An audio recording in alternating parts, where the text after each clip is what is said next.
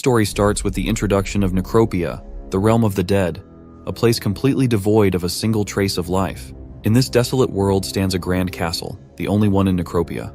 This castle is packed with things that are beyond imagination, which includes endless golden pillars, stunning ornaments, and murals. The sprawling marble halls are lined with intricately crafted, glorious sculptures. But the ruler of this place and at the heart of it all is the Death King Karnak. Karnak is the supreme ruler of Necropia, having mastered and controlled death itself. But after centuries, he realized that humans weren't meant to wield such power. His huge mistake in messing with death has led to his own regret, as he now finds himself as one of the undead.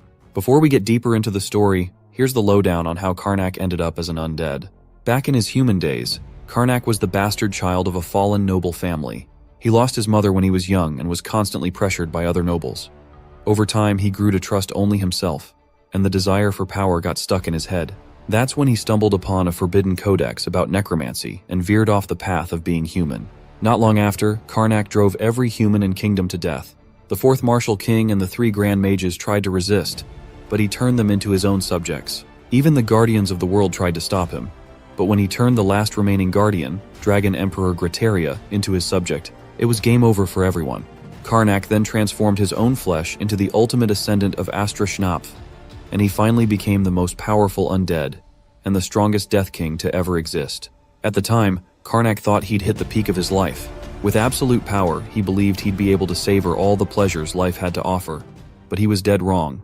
Now 70 years later, he's stuck in a fleshless body with rattling bones. He's not sure how much longer he can endure this pathetic existence, unable to feel or desire any human pleasures. He misses the warm sunshine, the gentle breeze, the warmth of another human, and even the terrible pain that used to dig into his flesh. Anything would be better than this dry, empty life.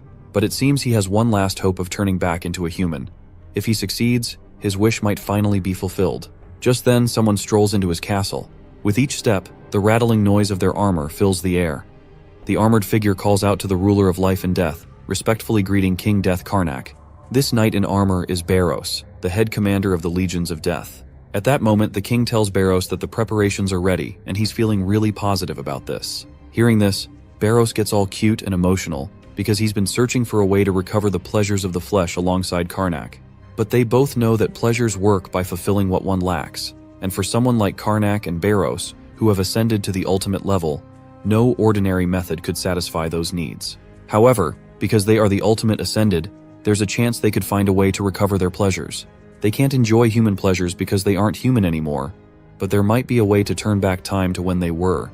Karnak then says they'll probably have to go back to the moment he first gained the mana of darkness. Barros is still worried though, and reminds his king that if they fail, their existence might disappear. But Karnak brushes it off, saying that he has no interest in staying stuck as a pile of bones, and further makes it clear that Barros can stay behind if he wants, but he would rather take the risk. While blushing, the armored knight quickly responds that he would never dare to leave his master's side. With that in mind, they both start the mojo. Purple light begins to flash, and after a while, a man's voice can be heard telling his friend to wake up. It looks like whatever mojo they did was a success. Barros has transformed into a blonde dude, while Karnak is on the ground. As Karnak starts to stand up, he's surprised to see Barros in his new look. The blondie then also comments on how Karnak's face has returned to its old, scrawny, pompous appearance. Karnak feels annoyed, and reminds him that he still has no sense of respect. Anyway, they both get up and start looking around. If they've traveled back to the right time, the forbidden codex on necromancy should be nearby. And just as expected, Karnak spots it sitting on a desk. He stares at the codex, reflecting on how he once walked the path of necromancy using knowledge from this very book. Deciding to try out his old powers, he flicks his finger, and a purple fire surrounds the book. Within a few seconds, the book has been turned into nothing but ashes. Barros asks if it's really a good idea to just burn the book like that. But Karnak casually replies that he's already learned everything from it, so it's better if this thing doesn't exist in the world anymore. The knight can't help but admire his king for how he's already planned everything out so carefully. He even comments that Karnak looks more handsome than usual. Suddenly, both of their bellies start to grumble. But instead of feeling sad or dejected, they're absolutely amazed upon hearing this unsettling noise in their belly, because they haven't craved food in ages. They happily and excitedly venture out to grab some grub. A while later, the entire town is echoing with their screams of delight. It's been so long since these two idiots have had a piece of bread, and even this dry bread tastes so amazing that they're calling it nothing short of a masterpiece. Barros is practically tearing up with every bite, barely able to contain the rush of happiness flooding his brain. He's willing to die for food like this. Karnak's reaction is just as intense. Tears are streaming down his face like a waterfall. He reminds Barros, through his own tearful sobs, that they've just been revived. So let's not talk about dying. Barros points out that gambling their lives for this much deliciousness was absolutely worth it. The bread tastes so amazing that it's literally blocking his vision with tears. Karnak agrees but warns Barros to keep an eye on how much he eats. After all, money doesn't just fall from the sky. As they're enjoying their bread, their eyes wander to the table next to them. Delicious smells waft their way, which completely boggles their minds. I mean, who wouldn't lose their mind seeing a whole roasted chicken, perfectly golden and mouth-watering? As much as they want to devour it, there's no way they can afford it. It's going to cost a fortune, and Karnak is from a fallen noble family. The desire to eat that chicken is so intense that this idiot is even considering killing these bastards, while Barros is freaking out in the background, warning his friend that they're going to get beaten up with their current strength. Barros decides to check his pouch to see how much money they have since they need to pay for the bread too. But when he looks inside, despair washes over his face. He quickly calls out to Karnak, saying they have a little problem. Karnak asks what's wrong, and Barros reveals that their time travel had some unexpected effects on other things too. Karnak also looks into his pouch and finds it strange. There's no way they should have this much money, and most of it is in silver coins. He wonders where things began to go wrong. You see, in his past life, his family's financial situation was dire. His grandfather, Baron Greyfield, had started numerous businesses using the territory as collateral, but they all failed, leaving only debts behind for his father, Baron Kraput. Unfortunately, his father couldn't handle the mounting debts, and his original wife and 2 sons were no help at all. Karnak, the bastard child born into the fallen family, received all of the family's scorn and persecution, barely managing to survive each day. At least, that's how it played out in his past life. So he has no clue where all this money could have come from. He is genuinely worried about this. It's not something to take lightly, and he wonders if the regression spell might have gone wrong. But Barros admits he's not sure either. Karnak is not sure if they have actually time-traveled into the past, or they have just hopped into an entirely different timeline. But he pushes those worries aside when Barros reminds him that they can finally enjoy that delicious chicken. After all, their concerns won't just disappear if they don't use the money. Karnak quickly gives Barros the green light to place an order. Barros decides to get 1 chicken, but Karnak insists they should each have their own. So they end up ordering 2 whole chickens for themselves. As dusk settles, Barros's belly is stuffed to the brim, his shirt barely containing the bulge as his stomach tries to escape. His master is also feeling totally satisfied, and he is sure they should be able to pass out and sleep once they get back. Barros then grumbles about having to see their old family again.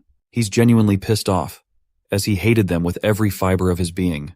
Karnak reassures Barros that they'll be fine as long as they play their cards right and flatter the old family. But he admits their main concern is how everything has changed. Even the horses are different compared to what they had in their previous life. Not to mention the stable manager who seemed to be overly friendly and treating them like royalty. It's odd that a fallen family would have such a high-quality horse. Moreover, the citizens they bumped into earlier were acting completely out of character.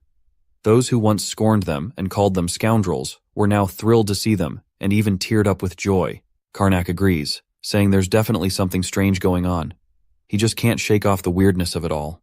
Barros tells him that they'll figure it out once they return home, and it looks like they have almost made it to the place. Karnak comments on how he hasn't seen the place in a while and is feeling strangely nostalgic about it. Barros, on the other hand, is just plain annoyed, because he doesn't have a single good memory of this place.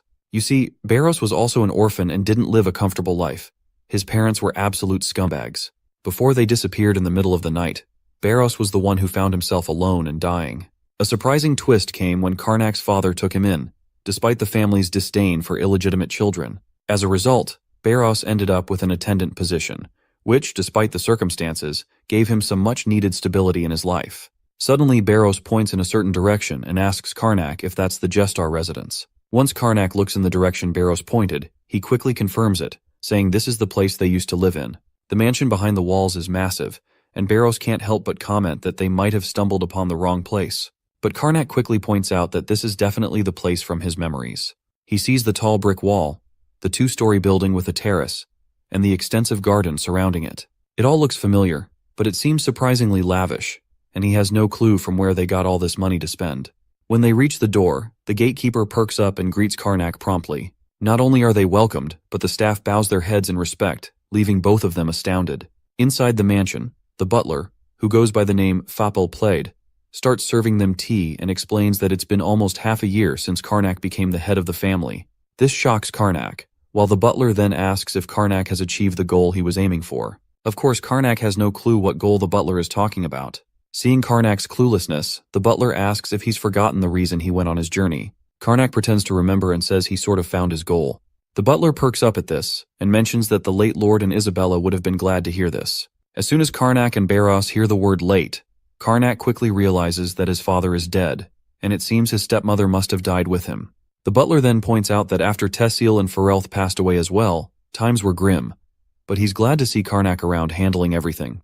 This explains why Karnak became the Lord in the first place, but he still has no clue why his entire family died. The goal of his journey is obvious to him, and he's sure he must have been practicing necromancy while no one was watching. Barros leans in closer and reminds Karnak that there's no way he could have revealed the true goal of their journey. Karnak agrees, saying that's why he must have spouted some nonsense about going on a journey, though he is not sure why he would need necromancy in a situation like this. The butler notices their concern and asks why they're worrying so much. Barros quickly explains that the young master is exhausted from the long journey and suggests continuing the conversation tomorrow. The butler panics a bit and apologizes, saying he completely failed to consider that, and quickly escorts Karnak to his room for some well-deserved rest. Once inside, Karnak and Barros give each other a high five for cleverly getting into the room. Blondie then points out that, although they've managed to avoid trouble for now, they're still in the dark about what to do next. Everything is so new that he has no idea what's going on. Karnak then says he has a method for times like this and asks his friend if he's ready. He tells Barros they need to hurry because they have to make their move while everyone is asleep. As midnight strikes, we see the old butler sleeping soundly in his room.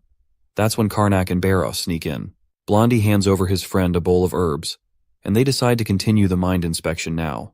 Karnak pours a purple substance into the bowl, and the medicine quickly starts to seep into the butler's brain through his nose. As soon as Karnak calls the butler to wake up, the old man's body starts to stir, and he quickly responds to his master. Karnak begins by asking him to explain the whole process of how the gestured finances improved and how he became the head of the household. The old man starts narrating that 4 years ago, while the second Yukon master was training, he happened to come across a large-scale copper mine. Karnak's eyebrows raise at this. To him, it sounds like a bunch of bullcrap because, as far as he knows, the mines were just an excuse used to hide dirty money. Even Barros nods in agreement, saying it's actually quite rare to stumble upon a mine like that.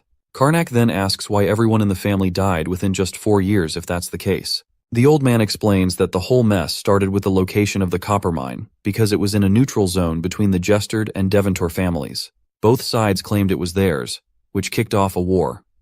The Deventors, who were known for their top-notch military training, had no trouble taking down Baron Craput. Sir Randolph from the Deventor family easily defeated him and also killed young Master Tessil and the oldest son. The household's best knight, second young Master Ferelth, lost both his legs to Sir Randolph and ended up taking his own life. The Baroness, heartbroken by all the losses, didn't last long after that. So, young Master Karnak was picked to take over, even though he was just a kid.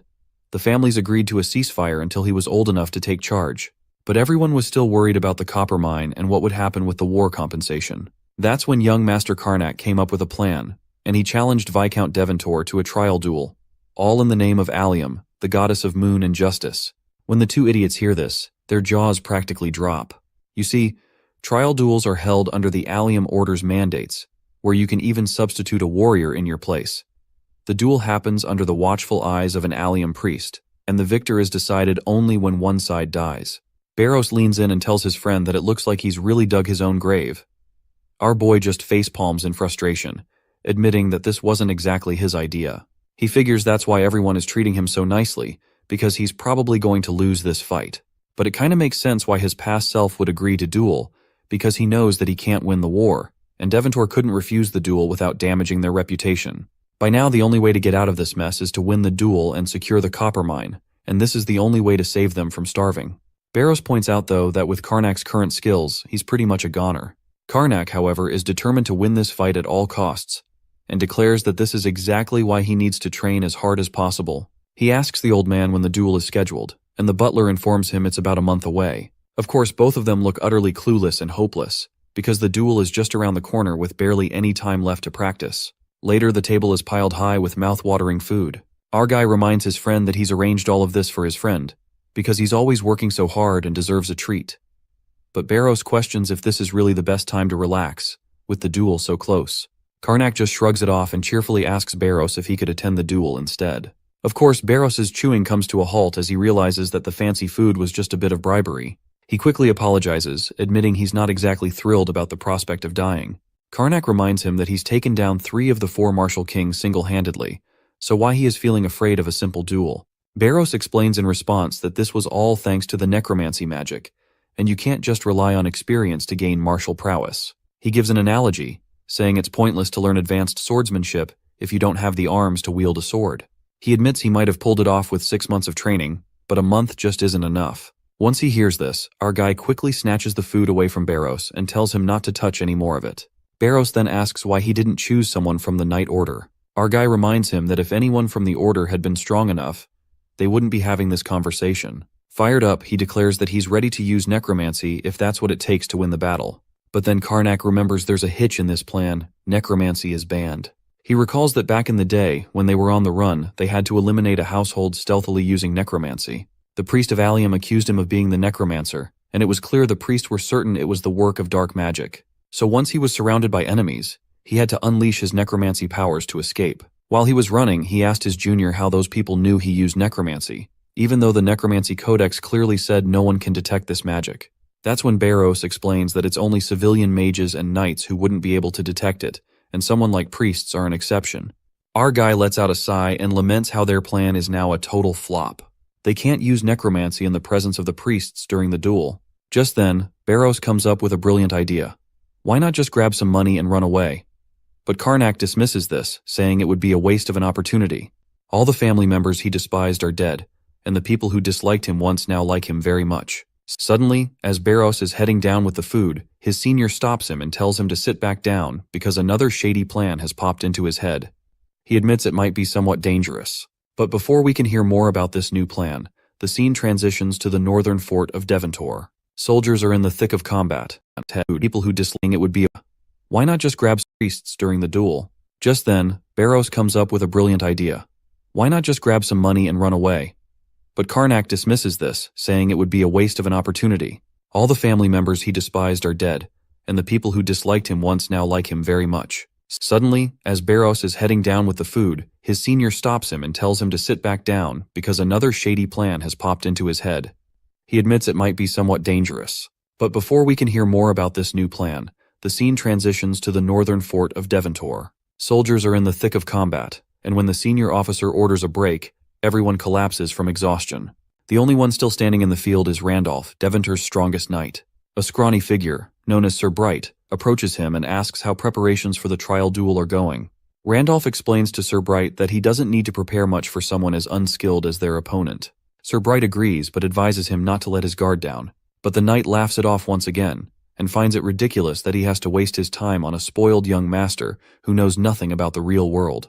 But still, Sir Bright is concerned. Even though he's confident that Sir Randolph would never lose, he suspects the Karnak must have some kind of plan if he requested this duel. Suddenly they hear a commotion nearby. Sir Bright turns to see a merchant selling goods at the front of the yard, and he's annoyed by the constant presence of these outsiders peddling their wares.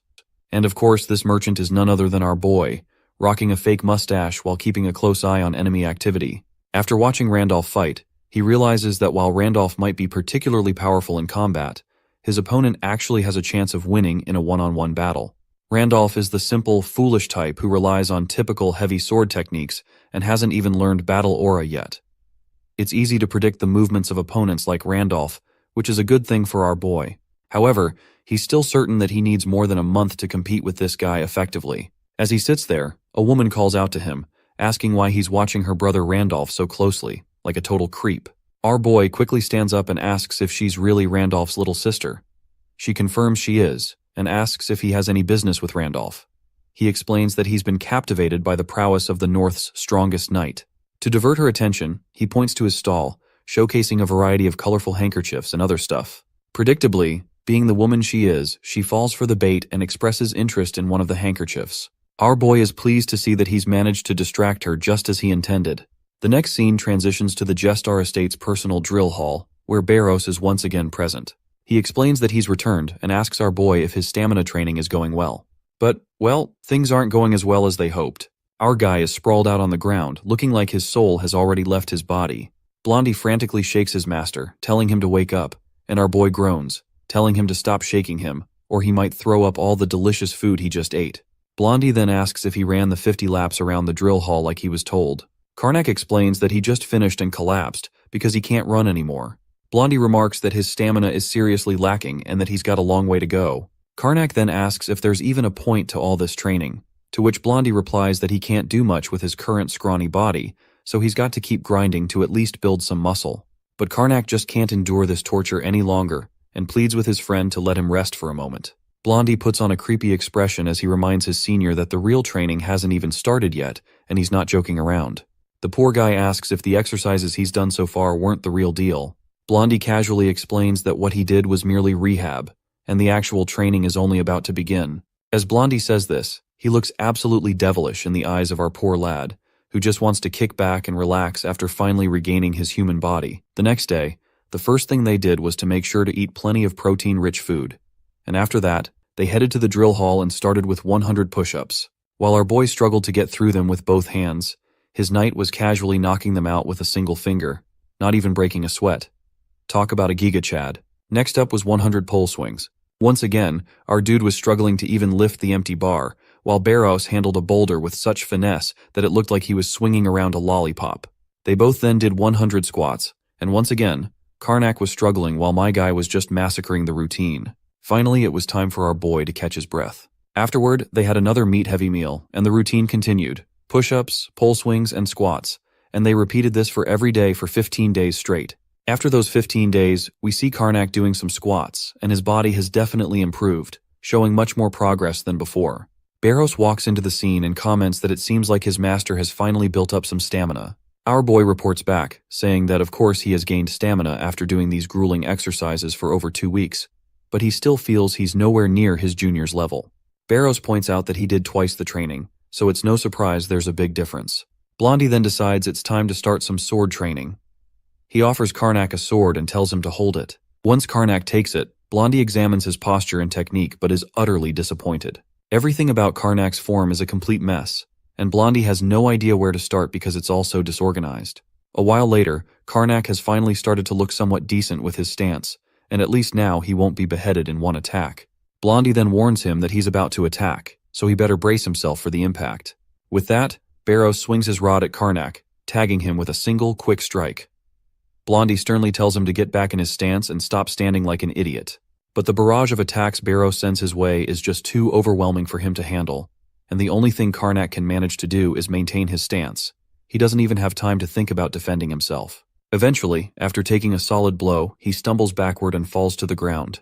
Barros then tells him that he got a grip on himself, because the enemy don't give their opponents any chance to counterattack. He tells Karnak that he needs to hold his stance and dodge the subsequent attacks. But Karnak, frustrated, explains that even if he holds his stance, he simply can't dodge the next attack. Barros then reminds Karnak that the main goal of this training is to prepare him to have nerves of steel and to make sure Randolph gets the message that he's not going to back down. You see, Randolph has a habit of showing off, so he'll likely try to flaunt his skills in front of the spectators while toying with his opponents. However, if his opponent loses their will to fight, it's a different story, and Randolph will see it as a chance to end the fight quickly to protect his honor. So, Karnak needs to show Randolph that he's got balls of steel and won't give up, no matter how tough the circumstances get. If Karnak can prove that, he'll at least avoid dying in one hit. With only 5 days left before the duel, our boy is still pushing through his training, and it looks like he's improved quite a bit. But just as things seem to be going well, he takes a direct hit and goes tumbling backward, hitting the ground like a sack of potatoes. Blondie, clearly annoyed and furious with his lackluster skills, sternly warns him that if he keeps this up, he'll get slashed down in a single slice. Looks like even Karnak has gotten tired of taking all the flack from his friend, and is visibly frustrated. With only 4 days remaining, he's still getting his ass kicked by Blondie, and day 3 looks even worse, and he seems to be regressing instead of progressing. On day 2, after yet another failed attempt, he's utterly exhausted and sprawled out on the ground. He's convinced that if this keeps up, he might be dead before he even gets the chance to fight Randolph. Finally, Blondie reassures him that he's done quite well, and that this might be enough for the fight. He then further reveals that he will now teach him the 4 martial kings sword technique. Karnak is confused to hear this and asks if Blondie even knows such a technique. Blondie casually admits that he does, saying he knows most of the techniques because the 4 Martial Kings were all his underlings. He's learned all their techniques except for Martial King Rapisol's. Karnak inquires why he hasn't learned hers then. In response, Barros explains that we apparently failed to turn her into a Death Knight, and she resisted until the end, so our boy eventually had to cut her into thirds and make her a palace gatekeeper. Naturally, this idiot reflects upon his actions, and thinks to himself if he was that cruel.